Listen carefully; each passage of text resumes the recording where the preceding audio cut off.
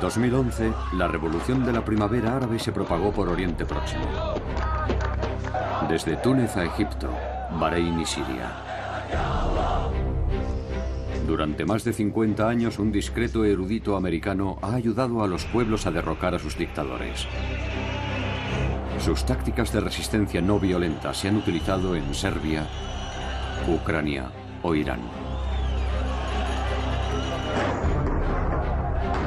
Ser considerado una amenaza por un tirano es un motivo de orgullo. Significa que somos eficaces, que somos relevantes. Esta es una historia sobre el poder de la gente para cambiar el mundo y sobre el hombre que está detrás de todo ello. Las tácticas de Gene Sharp se están poniendo en práctica en las calles de Siria ahora mismo mientras hablamos. Me llamo Gene Sharp y este es mi trabajo.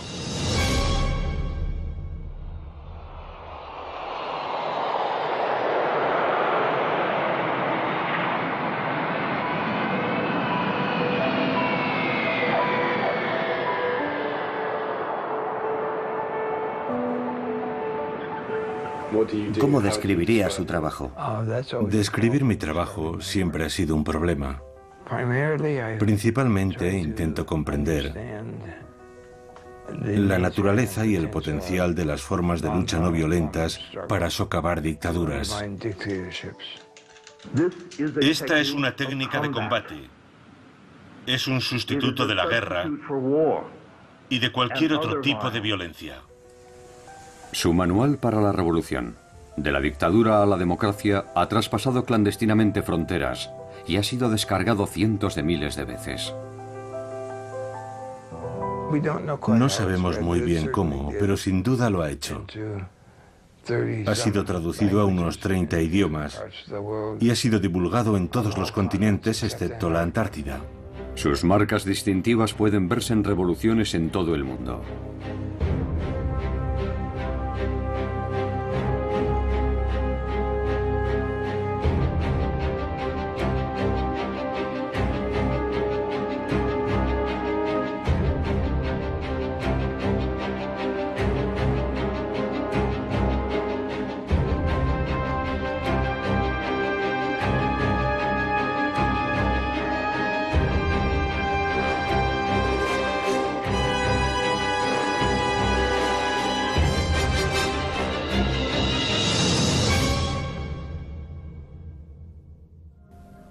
Los libros de Gene contienen 198 métodos de resistencia no violenta.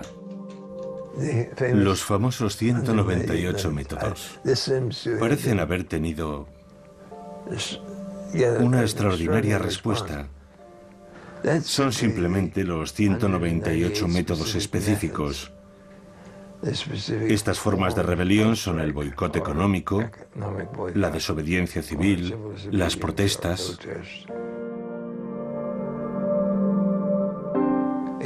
Son la contrapartida a los diferentes tipos de armas y bombas militares, a la lucha militar.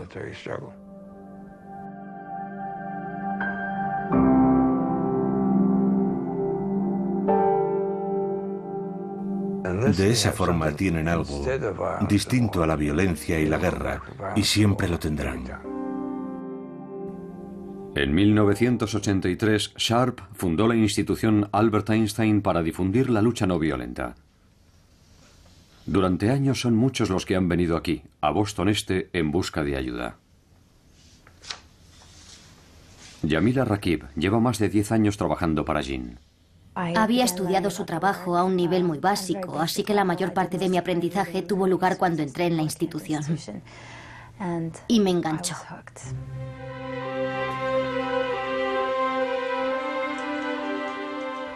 Yo no fui educado para hacer esto.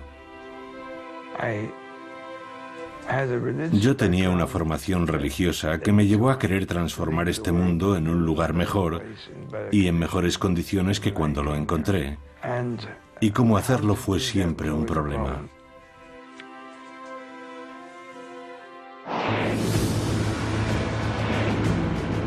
En 1953, Gene es enviado a prisión por rehusar su incorporación a la guerra de Corea. Me condenaron a 2 años, de los que cumplí 9 meses y 10 días. En aquellas circunstancias contabas los días igual que los meses, pero no creo que mi actitud sirviese para nada. Sirvió simplemente para mantener mi propia integridad moral, así que continué haciendo mi trabajo, que era lo realmente importante. Nunca conocí a Einstein, pero le escribí, no recuerdo cómo conseguí su dirección. Le dije, voy a hacer esto y voy a ir a la cárcel. Quería contarle que he escrito un libro sobre Gandhi, sobre 3 casos muy diferentes entre sí, acerca de la utilización de la lucha no violenta para la consecución de una mayor libertad, a través de medios no violentos. Y me contestó diciéndome que tenía muchas esperanzas, aunque también muchas dudas, y que le habría gustado tomar la misma decisión que había tomado yo, y que estaba muy interesado en leer el manuscrito que le había enviado. Y lo hizo, y escribió una introducción muy amable para el libro. Mientras estudiaba en Oxford, Jean tuvo su momento eureka, un nuevo análisis sobre el poder de la gente para derrocar a un tirano. Si puedes identificar las fuentes del poder de un gobierno, como la legitimidad, el apoyo popular, el apoyo institucional, entonces sabrás de qué depende la existencia de esa dictadura. Y puesto que todas esas fuentes de poder dependen de la buena voluntad, la cooperación y la obediencia de la gente y las instituciones, tu trabajo es bastante sencillo. Solo tienes que reducir ese apoyo, esa legitimidad, esa obediencia, y el régimen quedará debilitado. Si eliminas esas fuentes de poder, el régimen caerá. ¿Y cómo se sintió En el momento eureka? Sí. Sentí un gran alivio, porque aquello fue lo que convirtió todo en realidad.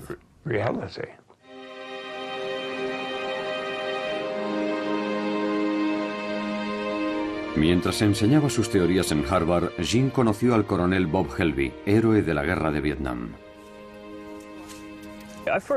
Conocí a Gene Sharp en la Universidad de Harvard. Yo estudié allí durante un año como investigador del ejército. Un día vi en el tablón de anuncios un aviso de un programa sobre sanciones no violentas a las 2 de aquella misma tarde.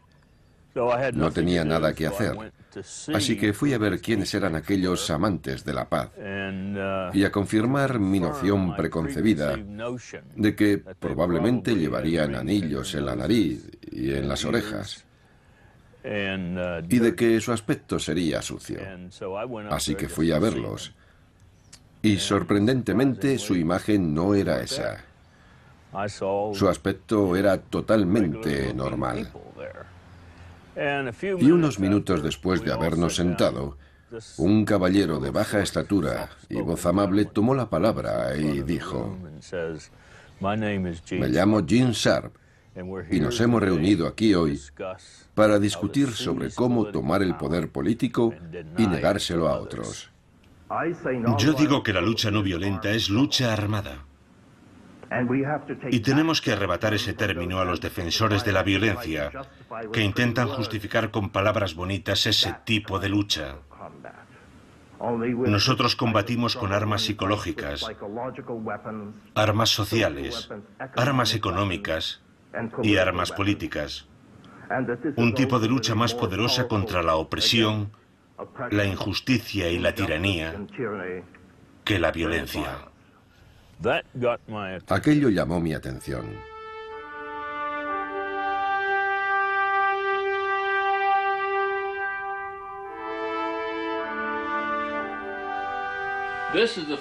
Esa es la bandera del 5º Batallón del 79 de Caballería de los Estados Unidos. El 7º de Caballería, como todos sabéis, era el regimiento del general Custer, que luchó y murió en la batalla de Little Big Horn. Este soy yo en mi juventud. Tenía mucho más pelo. Y este es el diploma de la Cruz por Servicio Distinguido que obtuve en Vietnam.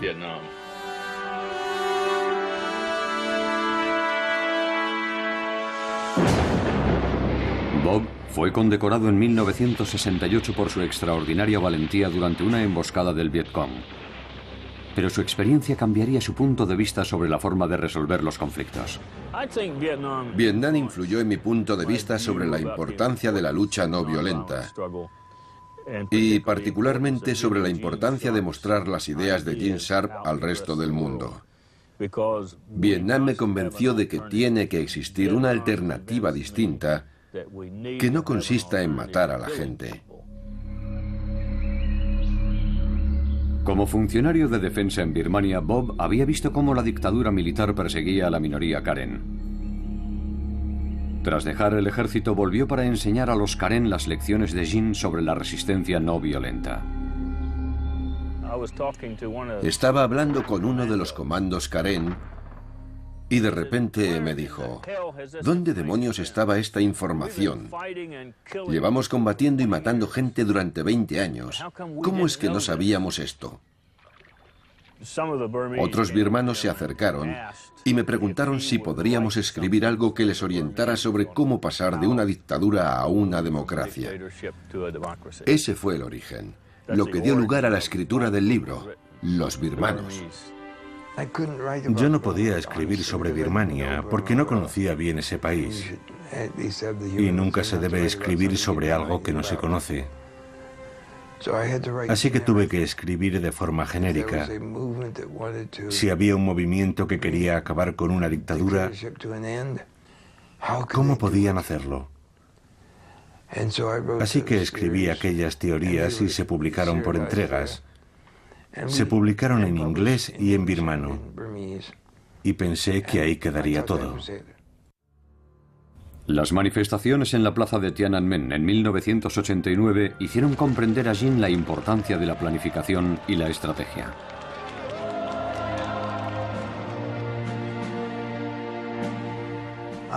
Fui a Pekín cuando las protestas de la plaza de Tiananmen ya estaban en marcha. Aquel acontecimiento no tuvo lugar solo en Pekín. Protestas similares estaban teniendo lugar en otras 350 ciudades de China. Pero no se planificaron, no se tomaron decisiones estratégicas, como cuánto tiempo había que permanecer en la plaza y cuándo había que abandonarla. Los estudiantes no tenían un plan, estuvieron improvisando constantemente. Y más tarde supimos que muchos de aquellos ciudadanos chinos que estaban en la calle protestando fueron tiroteados y asesinados. La idea de que la improvisación te proporcionará un gran éxito es absurda. Es exactamente lo contrario. Si no sabes lo que estás haciendo, lo más probable es que te metas en graves problemas.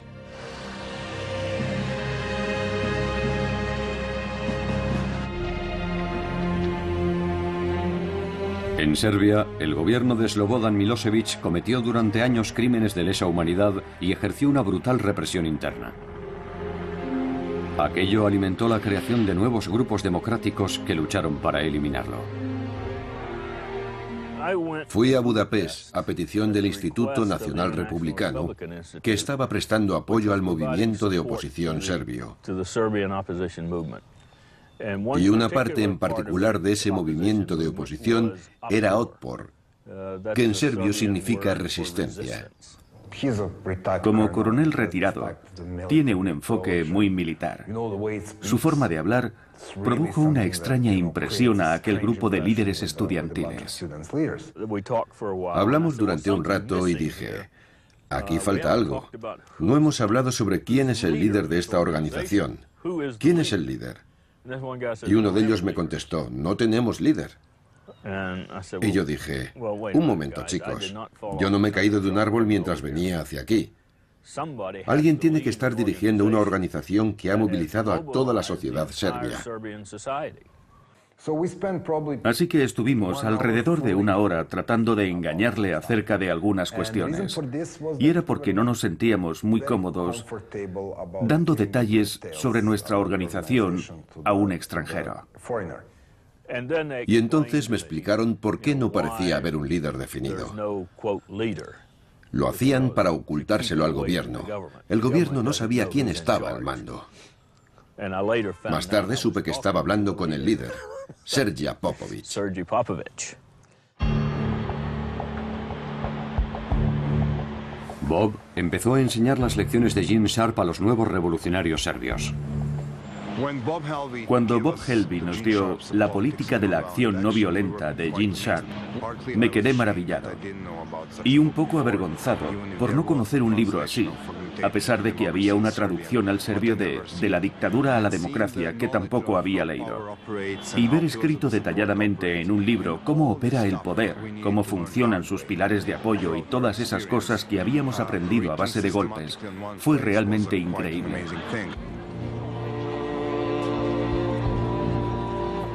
Una de las primeras tareas fue crear un símbolo de la resistencia que unificara a la gente. Es obvio que somos mayoría. Si pudiéramos reconocer a todos aquellos que están contra Milosevic, por ejemplo, saludándonos con el puño, podríamos acabar con él en unos cuantos años.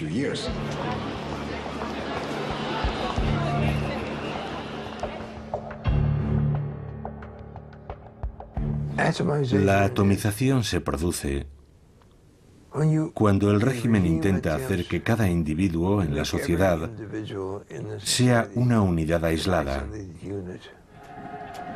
Es una de las principales formas de control de estos sistemas. Hacer que la población, que la gente, se tenga miedo, que tenga miedo a hablar, a actuar en grupo, que nunca le digan a un vecino, o incluso a veces a un miembro de su familia, lo que piensan realmente. Al ver el ejemplo de demostración de valentía por parte de otras personas, pasamos a ser nosotros. Y nosotros podemos hacer cosas que yo solo no podría.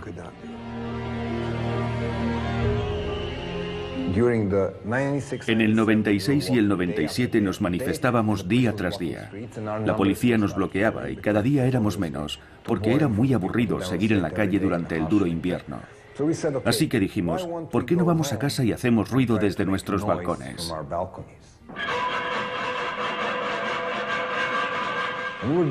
Lo hacíamos entre las 7:30 y las 8 de la tarde como respuesta al informativo de la televisión estatal. Nosotros no vemos vuestra basura, actuamos a nuestra manera. De las ollas y las sartenes pasamos a colocar carteles en todos los edificios, con cosas como ¿vais a procesar a los chavales por llevar camisetas de Otpor cuando no hay una sola ley que prohíba llevar lo que uno quiera escrito en una camiseta?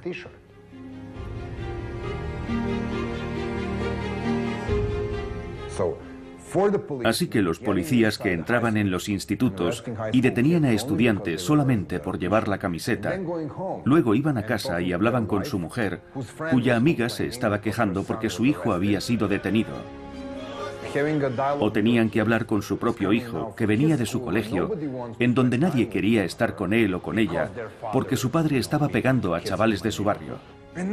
Y así, la opresión sistemática dejó de funcionar.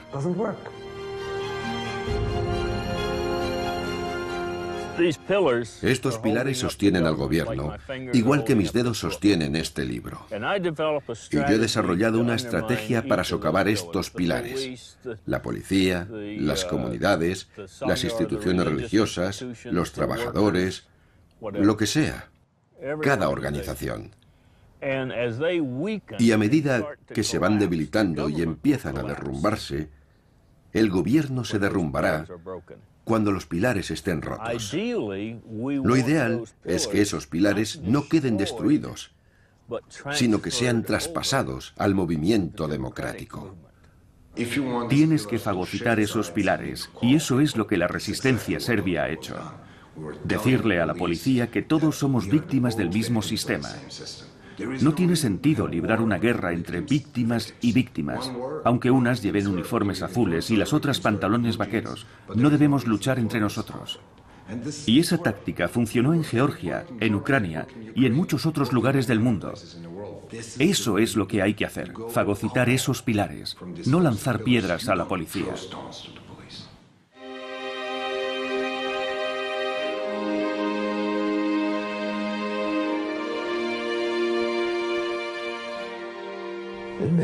Hay mucha gente en situaciones de conflicto a la que le gustaría utilizar la violencia, pero sus adversarios casi siempre tienen muchas más armas militares, más armas violentas que los resistentes potenciales.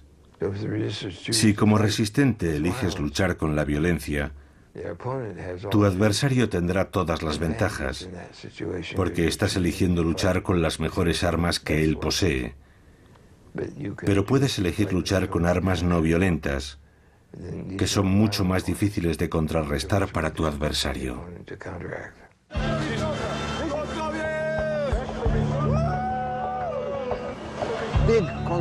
Las grandes concentraciones son muy difíciles de controlar.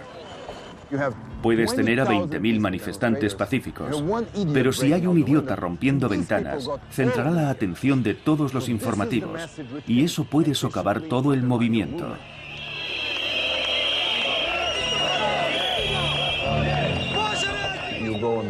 Si estás en una manifestación y existe el riesgo de que la gente sea detenida, ¿qué debes hacer? En vez de colocar a los tipos grandes delante, colocas a las chicas. Colocas a las abuelas, a los militares veteranos, de manera que la policía vea caras amistosas. Esa gente llevará flores y banderas y estará sonriente. Así haces la situación menos amenazadora y reduces enormemente las probabilidades de que se produzcan actos violentos. El 5 de octubre fue el triunfo de una estrategia, pero no fue así como lo vieron muchos espectadores o medios como la CNN. Ellos solo vieron gente, estruendo y nada más, pero fue el resultado de 10 años de intentos, 2 años de resistencia de Otpor y 5 campañas. Estábamos determinando la victoria en las elecciones.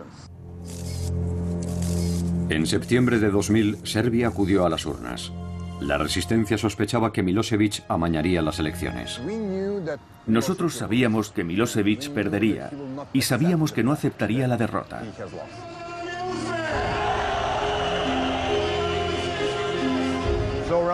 A eso de las 3 de la tarde había 300.000 personas gritando en la plaza y de una forma no violenta tomaron este edificio.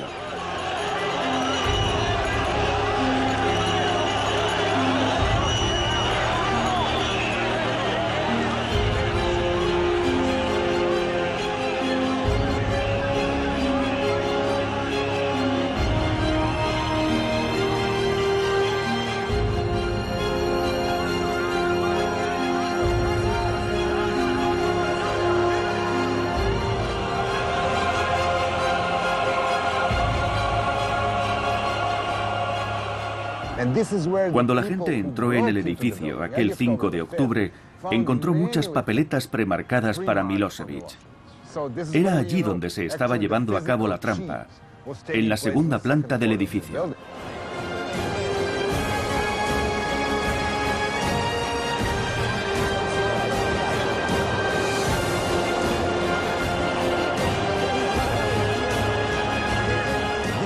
Aquello fue el símbolo de la verdadera caída de Milosevic, de por qué perdió el poder aquel día. Perdió porque la policía le desobedeció, porque ordenó a los militares salir de los cuarteles y le desobedecieron. Así fue como perdió el poder. Lo que se ve en televisión, la toma física del edificio, es el símbolo de Milosevic perdiendo su autoridad aquel día.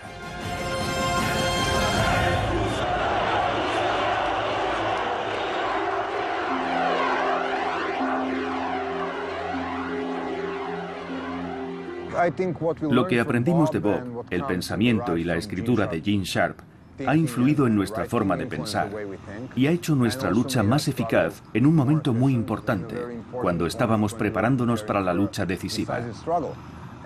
Creo que lo que Bob y Gene están haciendo es valiosísimo en todo el mundo. Y aunque las revoluciones no violentas no pueden ser exportadas o importadas, el saber cómo aplicar la lucha no violenta sí puede transmitirse. Y se está transmitiendo ahora mismo, mientras hablamos. Sentí una gran satisfacción porque se hubiese llevado a cabo una revolución no violenta. No hubo violencia por parte de la oposición democrática. Y eso demuestra que todas esas teorías que Jean ha estado exponiendo año tras año son alternativas realistas al conflicto violento. Después de lo de Serbia, estuvimos trabajando con georgianos, ucranianos, moldavos, iraníes, personas de Zimbabue, Colombia, Guatemala, Papúa Occidental, de lugares del mundo que no podría señalar en un mapa.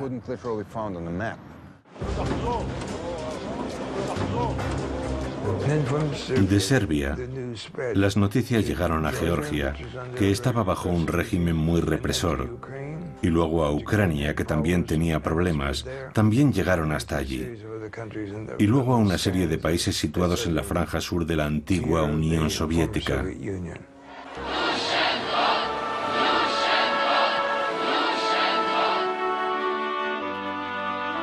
Vladimir Viatrovich, uno de los líderes de la Revolución Naranja de Ucrania, utilizó el libro de Jean para convencer a los activistas de que había una poderosa alternativa a la violencia.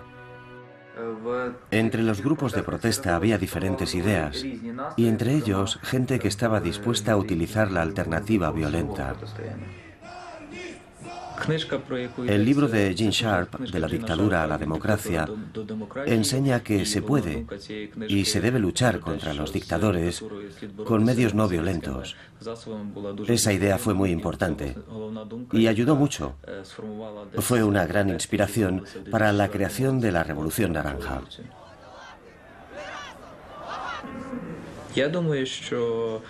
El libro de Gene Sharp aquí era conocido solamente por unas 10.000 personas, pero sus ideas eran utilizadas por cientos de miles que no sabían que aquellas ideas eran de Sharp.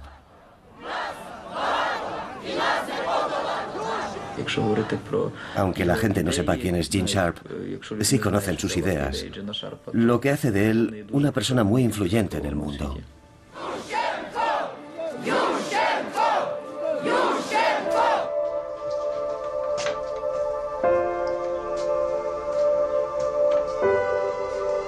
En el último piso de la casa de Jean está su refugio, su invernadero de orquídeas.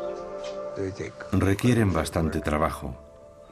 Se han convertido en algo muy importante, porque son unas plantas a las que puedo tratar como necesitan ser tratadas. No hay que esperar milagros, pero si no tratas a una orquídea como se merece, o a cualquier otra cosa en la vida, no proliferará.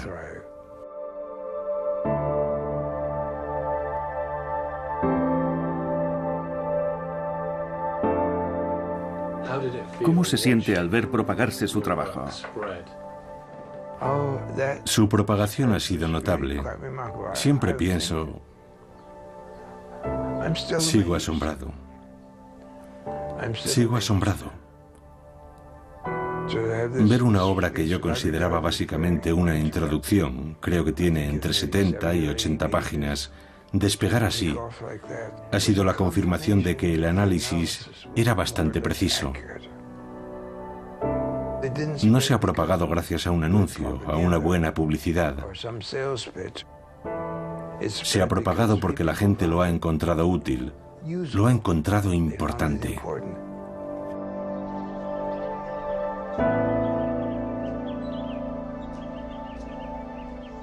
Los libros, la literatura, están ahí.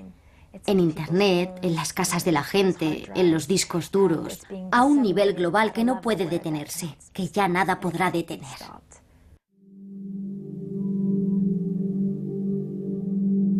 Hay gente que se esfuerza en desacreditarnos.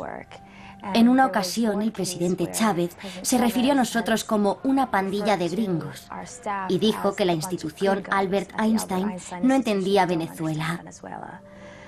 Y yo pensé, puede que no comprendamos del todo la situación de Venezuela, que es probablemente muy compleja, pero yo no soy un gringo.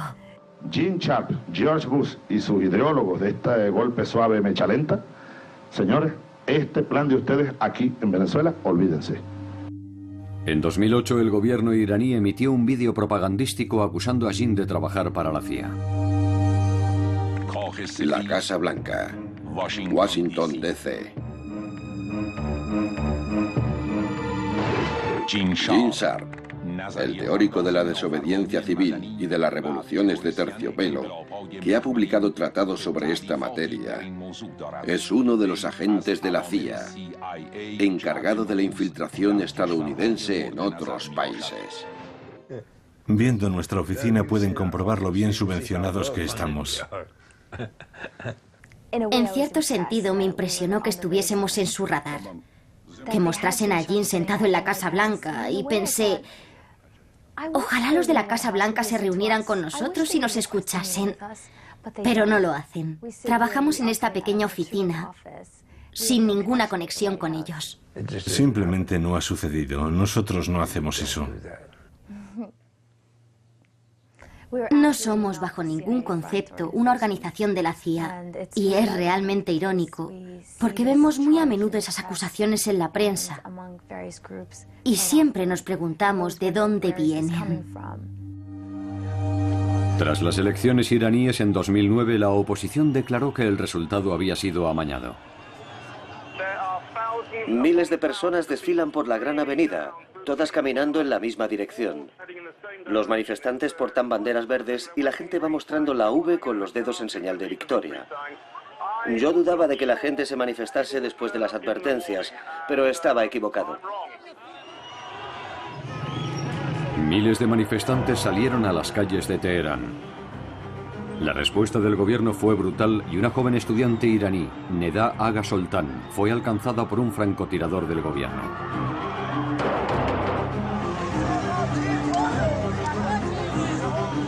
Su imagen se convirtió en la llamada a la movilización.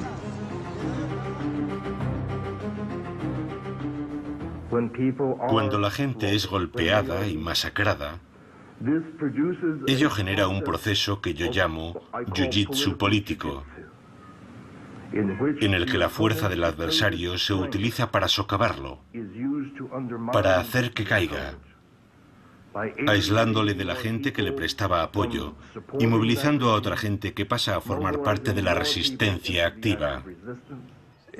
Es un efecto de contragolpe. Si el régimen es tan brutal, en vez de intimidar a la gente, que es lo que intenta, lo que consigue es que otros grupos e instituciones dejen de cooperar con él y de obedecerle. Y esa disminución de poder y de control hace que más y más gente se una a la resistencia. Iason Atanasiadis fue arrestado mientras informaba sobre la Revolución Verde. El segundo día tras mi detención me llevaron ante el fiscal jefe. Cuando me quitaron la venda de los ojos me preguntó, ¿sabes por qué estás aquí? Yo contesté, no tengo ni idea, solo sé que me arrestaron hace 2 días. Y él me dijo, hay una acusación muy seria contra ti. ¿Cuál es?, pregunté. Y me dijo, ¿no lo sabes? Espionaje. Él acarició su ordenador portátil y dijo, este ordenador contiene una traducción a la lengua persa de un libro de Gene Sharp, De la dictadura a la democracia, que es un manual para insurrectos. Un manual que proporciona docenas de sencillas instrucciones con las que derrocar a un gobierno legítimo, a cualquier clase de gobierno. Yo he leído ese libro, y mis colegas también. Los organizadores del levantamiento fueron acusados de utilizar más de 100 de los 198 métodos de Gene Sharp. Lo que su libro hace es enseñar a la gente que ella misma puede ser responsable de su propio futuro, de su propia liberación. La gente está empezando a liberarse. No tiene que depender de un poder externo. Este es Serja, mi gato, llamado así en honor de Serja Popovich. No tienen que depender de un poder externo, pueden hacerlo ellos mismos. ¿Y puedes imaginar lo feliz que eso hace sentirse a un país? Lo hemos hecho nosotros. Por eso es tan importante que transmitamos ese conocimiento. Los Estados Unidos no tienen por qué ocupar ningún país. No hacemos ningún bien con eso, ni nosotros ni la Unión Soviética. Dejemos a la gente en paz y démosle el poder para cambiar un gobierno si lo quieren cambiar. Ser considerado una amenaza por un tirano es un motivo de orgullo. Significa que somos eficaces, que somos relevantes. Significa que el trabajo que hacemos en esta pequeña oficina amenaza a esos regímenes. Y creo que eso está muy bien. Sí.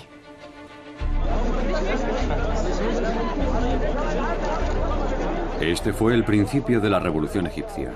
El levantamiento fue espontáneo, pero los grupos democráticos egipcios llevaban años trabajando en la estrategia.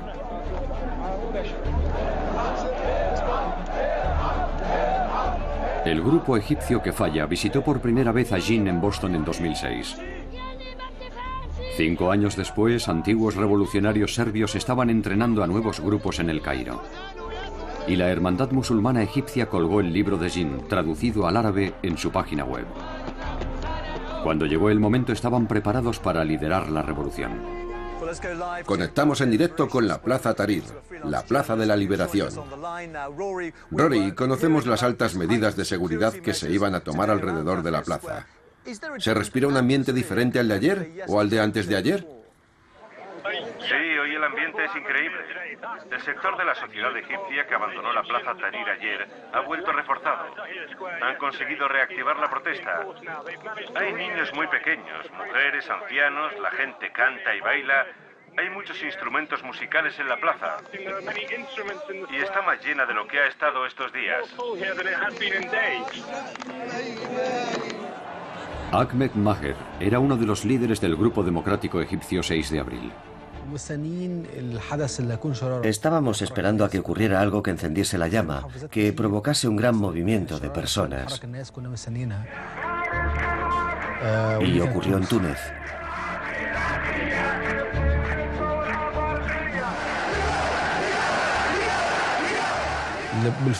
Siempre ha habido rivalidad entre Egipto y Túnez en el fútbol. Así que nos preguntamos, ¿y si nosotros hubiéramos empezado todo esto antes que Túnez? ¿Por qué ha empezado Túnez la revolución antes que nosotros? Todo el mundo escribía en Internet. La respuesta es Túnez.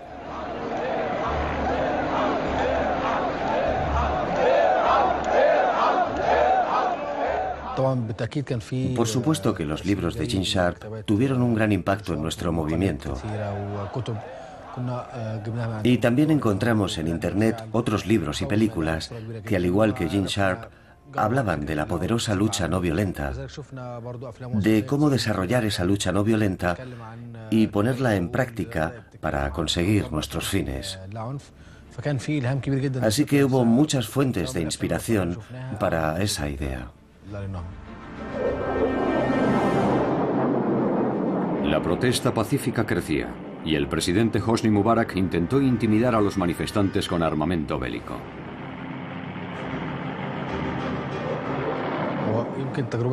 Nuestra situación era distinta a la de la resistencia serbia, que antes de su revolución se había ganado a la policía y al ejército. Nuestro caso era muy diferente. Estábamos librando una gran batalla contra la policía, mientras que el ejército se mantuvo al margen durante todo el tiempo. Así que nuestra experiencia fue muy diferente a la serbia. Incluso después de violentos choques con la policía, los líderes revolucionarios restablecieron la disciplina no violenta. Los manifestantes se enfrentaron a ataques brutales de la policía, pero se mantuvieron en su sitio.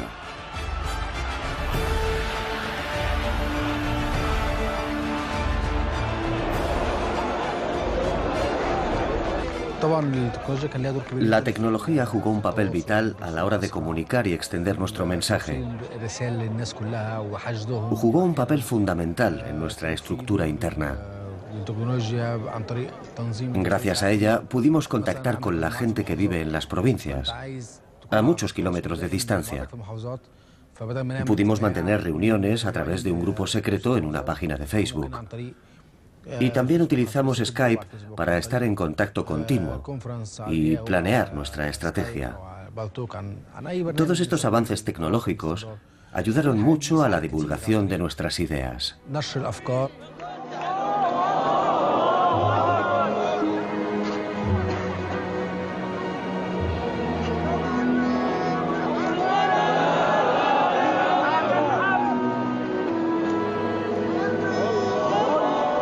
Mientras los musulmanes y los cristianos se protegían mutuamente durante sus rezos, sus líderes trataban de ganarse el apoyo del ejército.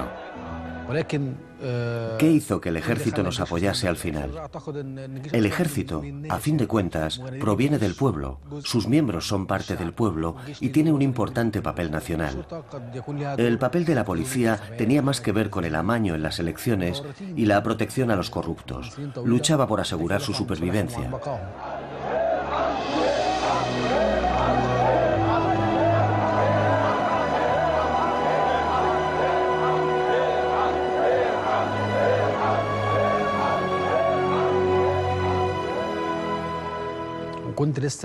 Mientras regresaba a la Plaza Tahrir, pasé por delante de una cafetería que tenía la televisión encendida con el volumen muy alto y estaban transmitiendo el discurso en directo. En nombre de Dios misericordioso y compasivo, conciudadanos, teniendo en cuenta las difíciles circunstancias por las que atraviesa nuestro país, el presidente Hosni Mubarak ha decidido renunciar a su cargo como presidente de la República.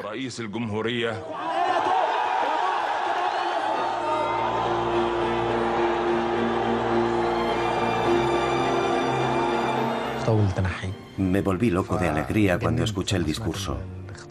Me senté y me puse a llorar.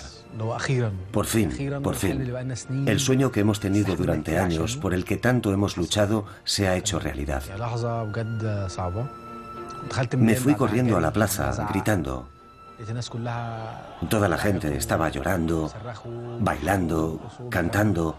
Fue un momento histórico. Yo no me lo creía. Pensaba, ¿es esto posible?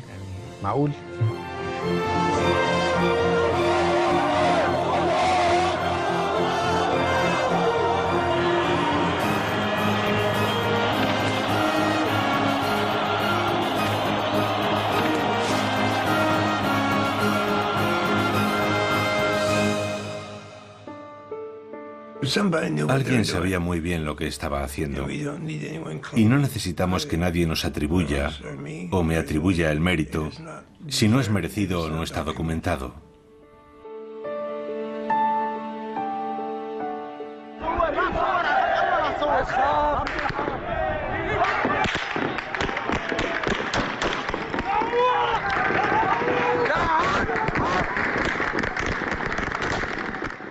Masacre en Yuma, 15 asesinados hasta ahora.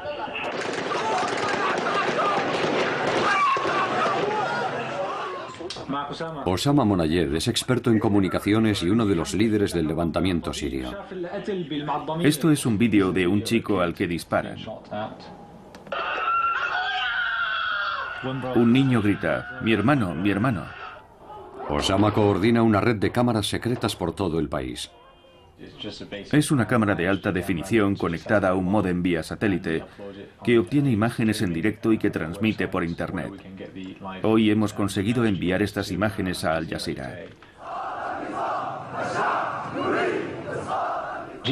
Las tácticas y teorías de Gene Sharp se están poniendo en práctica en las calles de Siria ahora mismo mientras hablamos. Lo que hicimos fue promover esas tácticas y explicárselas a la gente en nuestras páginas de Facebook y también en YouTube. Así es como se aplican, poniendo flores en los puntos donde han caído los héroes, mostrando ilustraciones de la campaña de grafitis durante las manifestaciones. También limpiando las calles y dejándolas más bonitas para demostrar que podemos hacer las cosas mejor que el régimen en lo que se refiere a servicios. De la dictadura a la democracia te da la inspiración, la seguridad de que esto puede conseguirse, de que puede suceder realmente. En el verano de 2011, tras un ataque brutal del ejército sirio, Osama viajó a Boston para reunirse con Gene. ¿Cuándo estuviste aquí por última vez? No recuerdo exactamente. ¿Fue en 2007 o en 2006? Sí, hace años. Cuando solo había unas cuantas personas que creían en un escenario de resistencia no violenta en Siria. cuando solo unos pocos creían que esto podía suceder realmente en un país como Siria. Muy bien. Todo listo.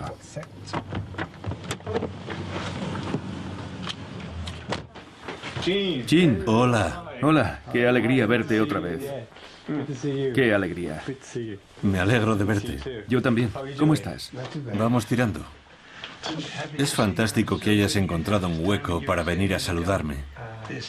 El placer es mío. Y te puedo asegurar que hay muchas cosas de las que hablar. Este es un nuevo territorio para nosotros. Sí, sí. Nunca hemos estado allí en persona y los casos que hemos estudiado no coinciden exactamente. Es un hombre tan humilde y tan sensato. Y hablando con él te das cuenta de lo increíble que resulta que todos estos extraordinarios escritos provengan de esa pequeña oficina en el viejo Boston. Es realmente interesante.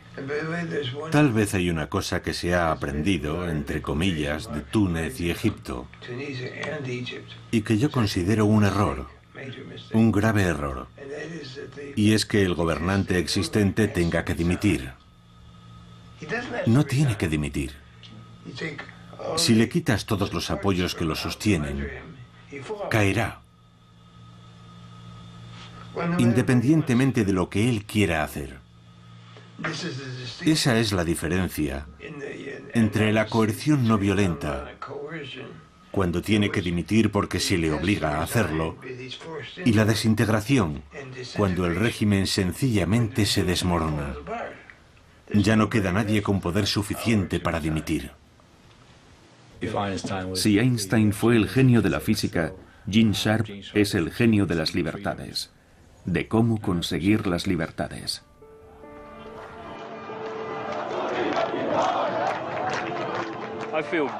Me siento satisfecho al saber que estamos propagando el mensaje. Y si los pueblos siguen el consejo de Gene en cuanto a librar una lucha no violenta, tarde o temprano ganarán. La ventaja que tenemos utilizando este tipo de lucha, el pueblo contra el tirano, es que mientras no nos rindamos, nunca seremos derrotados. Y esa es la clave. Mientras no te rindas, no estás derrotado. Yo creo que con el paso del tiempo, Gene Sharp será un nombre emblemático. Creo que sus libros estarán en todas las bibliotecas del mundo y serán traducidos a la mayoría de los idiomas. ¿Podrá esta institución sobrevivir hasta entonces? Sin duda. Esperamos que sí.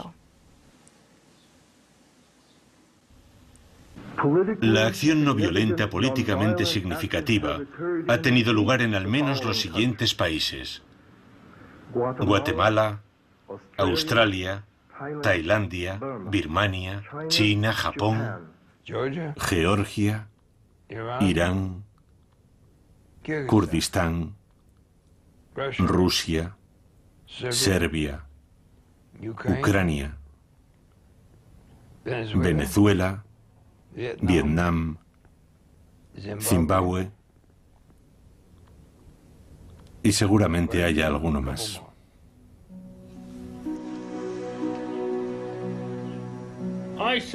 Pienso que se está desarrollando entre ellos una relación padre-hija.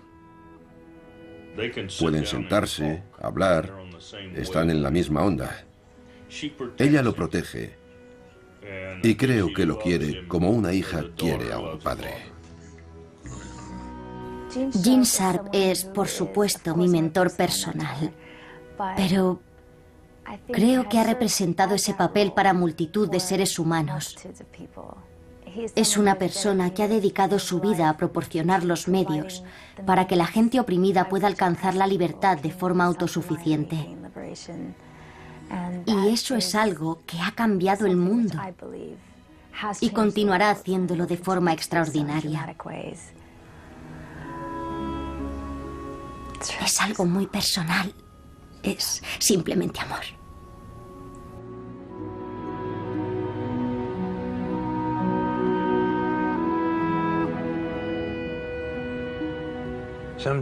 A veces la gente me pregunta qué es lo que quiero realmente. ¿Tengo un sueño? Claro que lo tengo.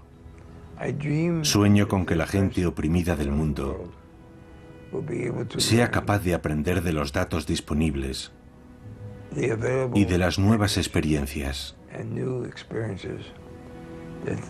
Sueño con que este tipo de lucha no violenta se pueda utilizar para la liberación de toda opresión y para sustituir a los conflictos militares y violentos, de forma que ya no tengamos que librar batallas contra el terrorismo, porque las personas que podrían haberse convertido en terroristas han elegido utilizar este tipo de lucha para ayudar a la gente oprimida y cambiar así sistemas políticos en todo el mundo.